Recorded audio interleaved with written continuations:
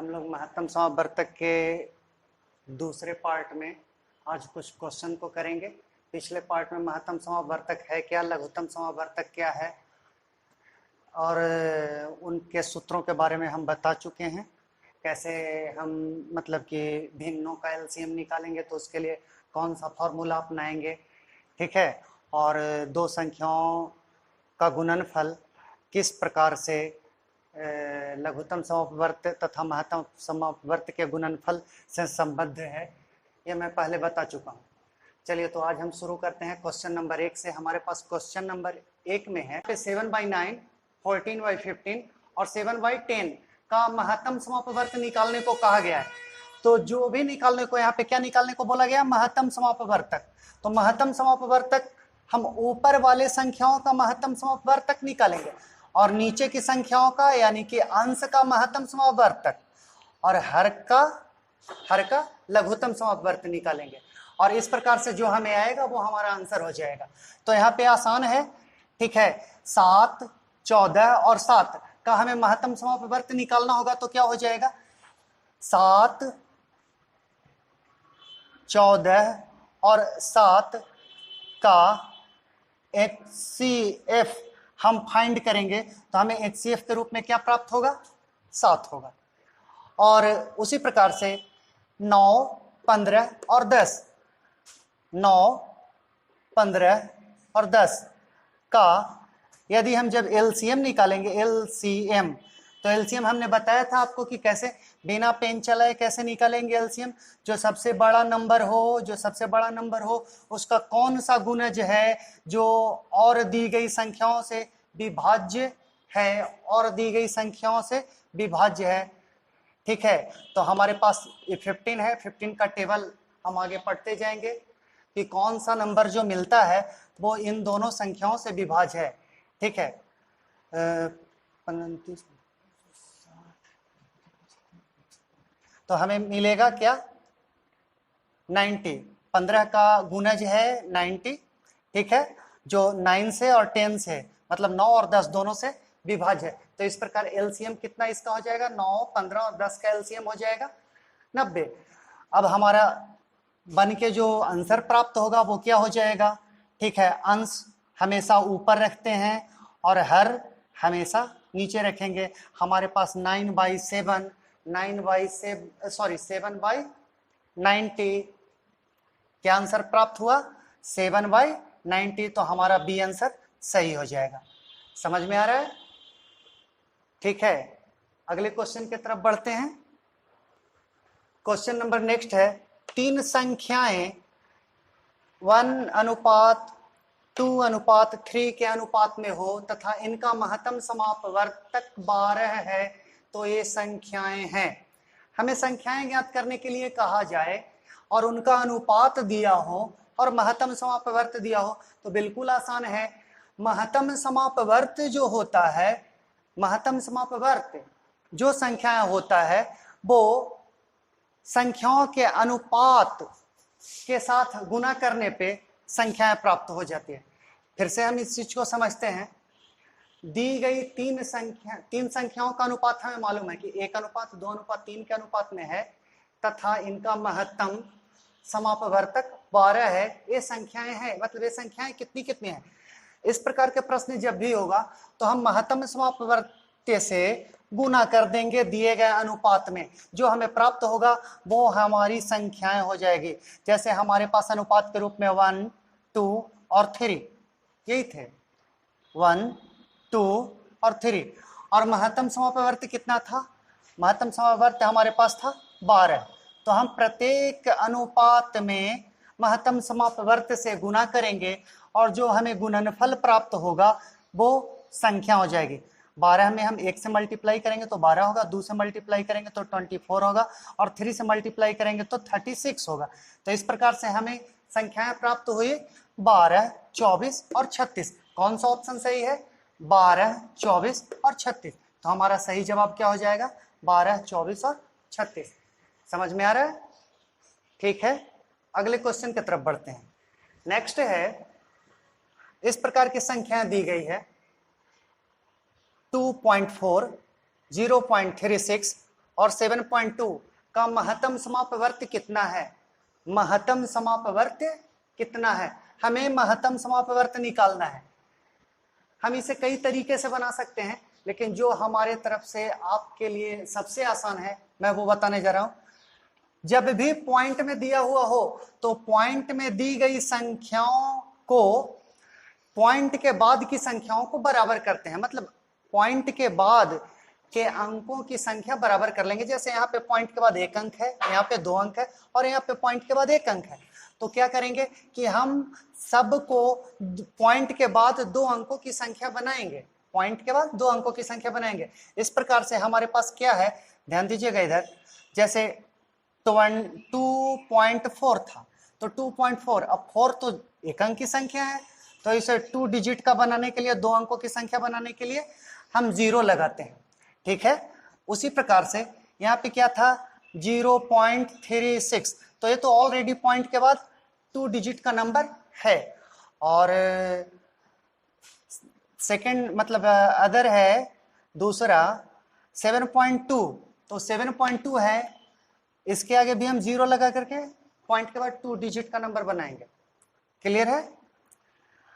अब यहाँ पे क्या करना है कि हमें कहा जा रहा है महत्तम समापवर्त, तो हमें ऐसा इमेजिन करना है, ऐसा समझना है कि हमारे पास दशमलव नहीं है, विदाउट दशमलव के हमारे पास प्रश्न दिए गए, ऐसा सोचना है।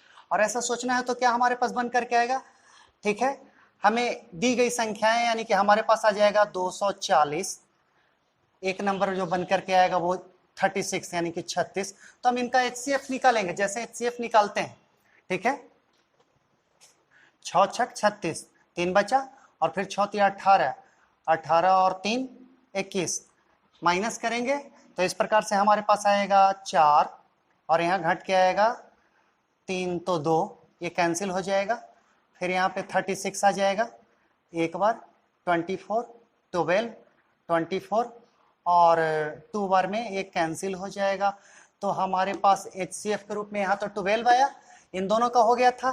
ठीक है, अब 72 इसमें हमें 12 से अगर करेंगे 6 बार में 12 छक 72, कैंसिल, 0 आया तो 0, तो हमारा HCF कितना हो गया, 12 हो गया। HCF कितना होगा, HCF हमारा प्राप्त हुआ कितना, 12। और यदि हमने जो क्वेश्चन नंबर फर्स्ट बताया था उसको ध्यान में रखिए, जब हम इन दशमलव की संख्याओं को यदि भिन्न में कन्वर्ट करेंगे, बदलेंगे, तो भिन्न में किस प्रकार से संख्याएं प्राप्त होंगी। हमारे पास जो 2.40 था वो हो जाएगा 240/100, यहाँ पे जो 0.36 था तो वो बन के क्या प्राप्त हो जाएगा 36/100, और यहाँ पे हो जाएगा जो 720/100। इस प्रकार से संख्या बन करके तैयार होगी। और इस प्रकार का हम आपको बताए थे क्या, 240 मतलब कि भिन्न में जब दिया जाता है तो क्या होता है, जो निकालने को कहा जाए, यानी कि निकालने को कहा गया था क्या, महत्तम समापवर्त, तो हमने 240, 36 और 720 का महत्तम समापवर्त निकाल लिया। ठीक है, और जो ना कहा गया, जैसा LCM ना कहा गया, तो जो ना कहा जाए उसका हम हर का काम करते हैं, यानी कि 100, 100, 100, तो एक समान संख्याओं का लघुत्तम समापवर्त भी सेम नंबर ही होता है। मतलब कि इस संख्या का LCM कितना हो जाएगा, 100। तो इस प्रकार से हमारे पास जो भिन्न बन करके आएगा वो क्या हो जाएगा, 12/100, और इसे हम इस प्रकार से लिख सकते हैं 0.12। ठीक है, तो हमारा करेक्ट यानी कि सही जवाब कितना हो जाएगा, 0.12।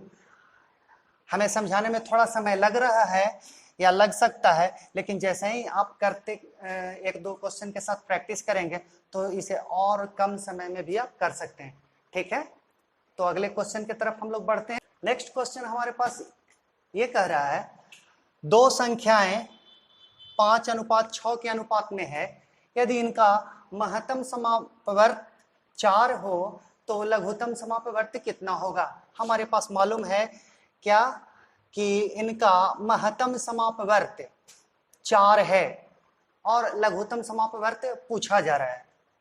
ध्यान दीजिएगा, बिल्कुल आसान है। जब आपके पास अनुपात मालूम है और महत्तम समापवर्त मालूम है तो लघुत्तम समापवर्त निकालना भी बिल्कुल आसान है। हम चाहें तो बिल्कुल एक बार में ही निकाल सकते हैं।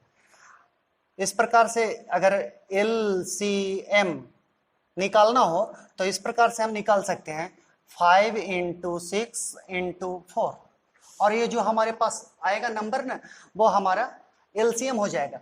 लेकिन होगा क्या और कैसे कैसे होता है, इन चीजों को हम समझेंगे। 5 हमने कहाँ से लिया, ये 6 हमने कहाँ से लिया, ये, और 4 हमने कहाँ से लिया, जो हमारे पास महत्तम समापवर्त दिया गया था वो। और इस प्रकार से हमें जो संख्याओं का गुणनफल प्राप्त होगा वही हमारा LCM हो जाएगा। बिल्कुल आसान तरीका है। समझिए कैसे ये होता है या क्यों होता है, इसे भी हम समझाते जाएंगे। LCM निकालने के लिए जब भी हमें संख्याओं का अनुपात दिया जाएगा और महत्तम समापवर्त दिया हुआ हो तो संख्याओं के अनुपात का गुणनफल में हम महत्तम समापवर्त से गुणा करते हैं और जो गुणनफल प्राप्त होता है वही हमारा LCM होता है। यहाँ पे हमारा LCM 120 यानी कि 120 होगा। लेकिन इसे दूसरे तरीके से समझते हैं तो शॉर्ट तरीका है और इसे आप लोग अच्छे तरीके से समझ भी गए होंगे। ठीक है, एक्चुअली में होता क्या है, 5 और 6 अनुपात में दो संख्याएं जो है, तो हम इस प्रकार से इसे समझें। मान लीजिए कि हमारे पास फर्स्ट नंबर जो है वो 5x हो और सेकंड नंबर जो है वो 6x हो। ठीक है, तो इसका HCF क्या होगा। हमने पिछले क्लास में आपको बताया कि जो फैक्टर जो उभयनिष्ठ होता है, मतलब जो दोनों संख्याओं में गुणा के रूप में उभयनिष्ठ गुणनखंड होते हैं, वही HCF होता है।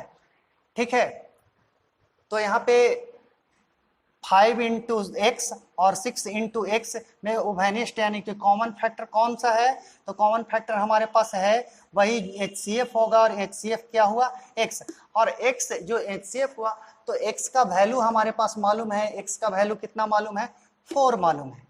x का वैल्यू कितना मालूम है, 4 मालूम है। इसलिए हम बोलेंगे कि यहाँ पे तो HCF यानी कि x बराबर 4 हो गया। चलिए क्लियर है यहाँ तक। अब इस तरह से अगर नंबर फाइंड आउट करना होगा, किसी न किसी क्वेश्चन में आपको नंबर भी पूछा जाएगा, तो नंबर हम फर्स्ट नंबर को कैसे निकालेंगे, फर्स्ट नंबर और सेकंड नंबर किस प्रकार से निकाल सकते हैं, ध्यान दीजिएगा। तो फर्स्ट नंबर यानी कि 5 × 4 और सेकंड नंबर यानी कि 6 × 4। तो हमारे पास इस प्रकार से 624 ये दोनों नंबर हो जाएंगे। अब इस प्रकार से भी LCM निकाल सकते थे। ठीक है, 20 और 24 का अगर LCM निकालना होगा तो हमने आपको बताया था कि जो बड़ा सा नंबर हो, ठीक है, 24 का मल्टी मतलब कि गुणज को देखिए कि कौन सा गुणज जो है वो 20 से विभाज्य है। ठीक है, तो हमें इस प्रकार से 24 का एक गुणज 120 मिलेगा जो, ठीक है, 20 से विभाज्य यानी 20 से विभाज्य है, और इस प्रकार हमारा आंसर प्राप्त होगा 120। तो हमने आपको दो तरीके से बताया इस प्रकार के क्वेश्चन को। आसान आपके लिए यही तरीका होगा, ठीक है, कि जब भी दो संख्याओं का अनुपात दिया जाए तो उनके अनुपात के गुणनफल में महत्तम समापवर्त से गुणा करेंगे और जो हमें प्राप्त होगा वो उस संख्या का LCM होगा। क्लियर है? बिल्कुल, ये भी क्वेश्चन सेम है। 1/3, 2/9, 5/6, 4/27 का लघुत्तम समापवर्त ज्ञात करना है। हमने क्वेश्चन नंबर फर्स्ट में जिस तरह से आपको एक क्वेश्चन सॉल्व करके बताया था, यह क्वेश्चन सेम उसी के जैसा है। तो हम चाहेंगे कि इस क्वेश्चन का जवाब आप लोग कमेंट बॉक्स में दें। ठीक है, और क्वेश्चन नंबर नेक्स्ट यानी कि अब हम लोग क्वेश्चन नंबर 6 को करेंगे।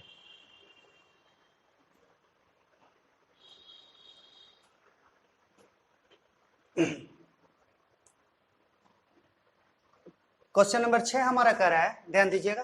तो क्वेश्चन नंबर 6 में दो संख्याओं का महत्तम समापवर्त तथा लघुत्तम समापवर्त क्रमशः 8 और 48 है।